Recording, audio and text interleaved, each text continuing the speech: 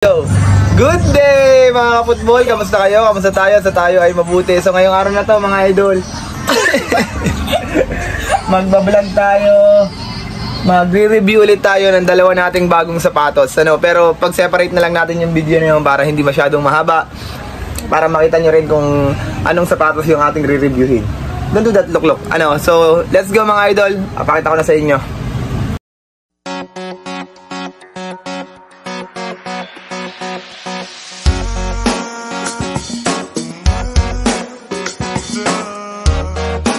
Okay. So ito mga idol, nandito yung ating mga i-review na sapatos. Pero unahin na muna natin itong sapatos na ito. Ayan. So dalawa kasi yung sapatos natin na nandito. Isa ito. At hindi pa rin kasi natin alam kung alin ang sa atin dito. Kung ito ba, o itong isa. Ano yung matutumba?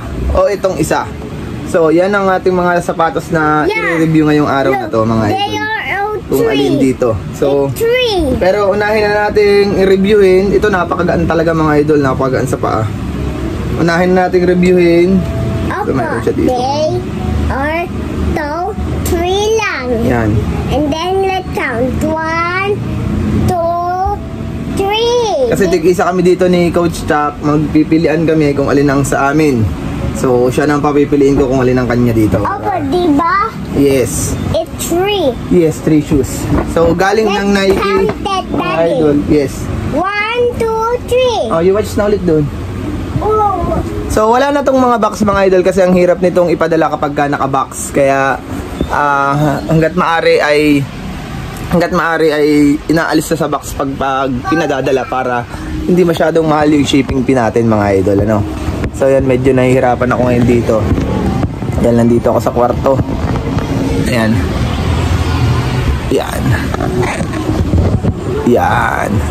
So, yung una nating re-reviewin na sapatos mga idol ay itong Kobe. Hindi ko alam kung anong Kobe ito. Kobe 6 ba?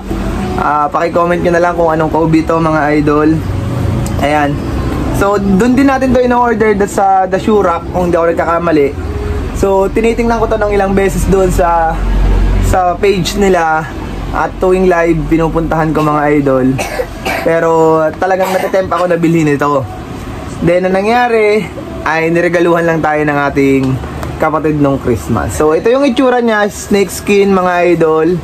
Ayan, napakagaan niya, lightweight shoes. Kasi pag bumili kayo sa hindi original, hawak nyo pa lang, mabigat siya. At malalaman nyo na hindi siya original. So, ito meron ditong nakalagay dito para hindi siya ma-deform. Ayan. So, makikita nyo dito yung kulay niya ay kulay pink, tas ang ilalim ay green jelly. So, usually pag ganitong mga sapatos ay recommended sa mga indoor na laruan. So, ito yung kabila. Ayan. Ayan yung dalawa natin mga idol. So, ito yung itsura niya dalawa. So, napakaganda nito sa paa, napakagaan, at napakasarap talagang gamitin mga idol.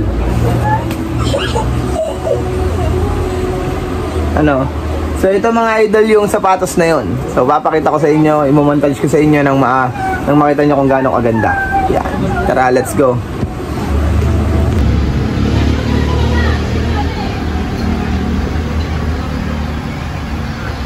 So ito yung itsura niya mga idol.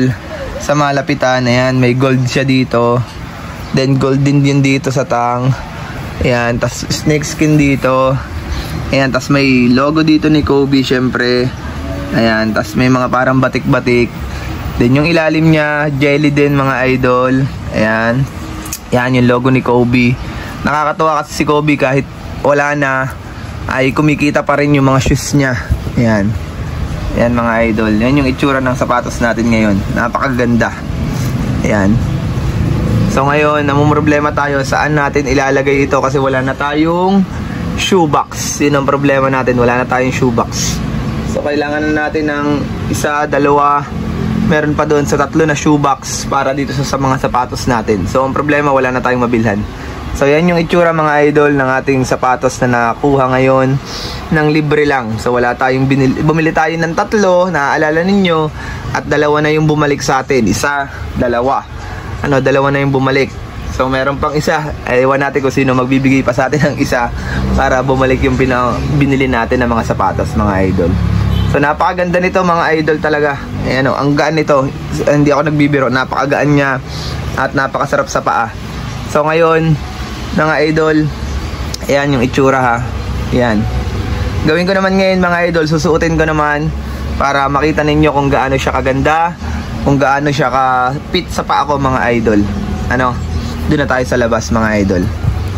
At lalabas na tayo ng kwarto kasi nandito tayo sa kwarto para kumuha din tayo ng medyas mga idol. So yan ha. Oh. Ito ha, ano yan dyan, naka paint. Yan. So possible matanggal yan pagdating ng panahon. Pero yung iba kasi yan. So walang solsep. Yan yung loob, meron 24. Tapos sa kabila naman ganun din, 24 din ang nakalagay na number mga idol. So suotin na natin. So yan mga idol, nakakuha na tayo ng medyas at susuotin muna natin mga idol. Ayan. So ititesting natin siya kung gaano siya kalambot sa paa, kung gaano siya kasarap sa paa. So nanggugulo dito si Luke, so tatanggalin muna natin yung kanyang nasa loob na papel. Ayan. So medyo ayusin lang natin yung medyas natin. So napakaganda ng kulay niya. Ayan, ngayon ko lang siya masusuot. So parang may nararamdaman kasi akong gusot sa part na yan, kaya paulit-ulit kong tinatanggal.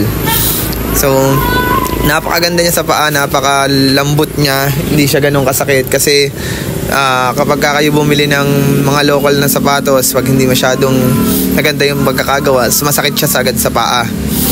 So ito na, nasuot na natin yung kaliwa, yung kanan naman ang susuotin natin mga idol. Ayan, magaan siya sa paa, napakasarap niyang isuot, gandang ipanlakad. Ano, so pag bibili din kayo ng sapatos, ang tip ko sa inyo, bago nyo bilhin, isuot nyo siya ng parehas, kaliwat kanan, tapos higpitan ninyo. Pagkatapos ay maglakad kayo ng 3 to 5 minutes. Then kapag sumakit yung paa nyo, mag-adjust kayo ng size. So ganun lang yung mga technique para hindi masayang yung mga binibili yung sapatos. Itong sapatos natin ay 42. Pero ang sukat talaga ng paa natin parang 41 lang. So meron siyang kapraso na allowance para hindi masakit sa paa natin mga idol. So yun yung ginagawa ko. Kasi pagka naman 41 ay sagad na sagad naman yung paa natin. Katulad nung nabili natin na Precision 7 na niregalo natin kay Insan Junjun, saktong-sakto lang yun sa paa natin, pero hindi ko pa siya natatry ng may medyas nung panahon na yun. So yan, so sinisintas lang natin yung last na butas para mas mahigpit, para sa ankle natin medyo nakasupport siya, so nahihirapan tayong ipasok siya. Ayan, so yan yung hindi ko siya masyadong sinihigpitan, pero inaayos ko lang yung sintas niya para hindi siya pilipilipit mga idol. Ano, so yan, napakaganda niya sa paa talaga, swak na swak talaga, at masasabi ko talaga na komportable siyang suotin. So excited na ako suotin ito sa court. Kailan kaya natin ito masusuot? Siguro sa pasukan. Magra-rubber shoes ulit tayo kasi Huwebes yun. Then Friday naman itong isa para maisut din agad natin siya mga idol. So hindi natin yan pwedeng suotin sa training, sa panlaro, kasi yan ay pang basketball lang mga idol. So hintayin na lang natin na tayo ay payagan na maglaro ng basketball or makapaglaro pa tayo ng basketball sa susunod na mga araw at sa mga susunod na panahon. Then yung medyas din natin na nabili natin, napakakapal niyan at naka-embroid yung, hindi naka-embroid, nakatatak talaga yung kanyang Nike, napakaganda. So naghahanap pa nga ulit ako niyan, pero napakamura lang din yan mga idol. Hindi naman tayo nabili ng gamit natin na sobrang mahal kasi hindi yun kaya ng ating budget mga boss. Ano, hindi tayo ganun kayaman pagdating sa budget. So yung hanggat kaya lang natin, hanggat afford lang natin yan, lambot talaga sa paa. Yan o, nakakatuwa. So parang excited na talaga akong suotin yan. At hintayin natin kung kailan natin yan masusuot mga idol. Yan, so subukan ninyong italon-talon, ilakad-lakad para mapil nyo talaga na fit sa paa ninyo. So doon nyo malalaman kung talagang ayos na ayos yung sapatos para sa inyo. Ano mga idol? So yan. Okay ulit, ina-attach ko yung sa may toe part, kung mahigpit ba siya, kung ano, hindi naman. Then yung sa gilid, yan inaalog natin ng konti para malaman natin kung ayos ba talaga yung sapatos na suot-suot natin mga idol. Ano? So yan. So, yon mga idol, nakita na ninyo kung gaano kagaling, gaano kasarap siya sa paa. Ngayon suot ko pa rin siya mga idol. Mararamdaman mo talaga na kapag ang sapatos ay quality, kapag sinuot mo agad siya, ay hindi siya masakit sa paa mo, o kaya naman hindi mainit. Iyon yung isa sa mga faktor kung paano malalaman ninyo na ang sapatos na binili ninyo ay quality. So hindi siya mainit sa paa, komportable ka, hindi mabigat, at saka yung dito sa part na to, hindi siya masakit. Yan dito, so usually kasi gano'n na nangyayari, masakit. Pero itong nabigay sa atin, napakasarap, napaka-komportabling isuot, napakaayos. So ang problema na lang natin ngayon mga idol, saan tayo kukuha ng shoebox natin para mailagay natin tong mga sapatos na to, para ma-preserve natin, hindi siya masira agad, hindi agad malaspag, kasi sayang na sayang naman to mga idol, ano. So yun mga idol, yun yung ating unang sapatos na re-reviewin ngayong araw na to. At sana ay patuloy nyo suportahan yung ating YouTube channel and yung ating Facebook page mga idol. Maraming salamat sa suporta ninyo. Huwag nyo kalimutan mag-follow, mag-like, mag-comment at mag-share sa ating mga videos, para sa susunod pa na mga videos ay updated kayo mga idol. So maraming salamat sa inyo mga idol. Kita-kits sa susunod na vlog. Bye bye.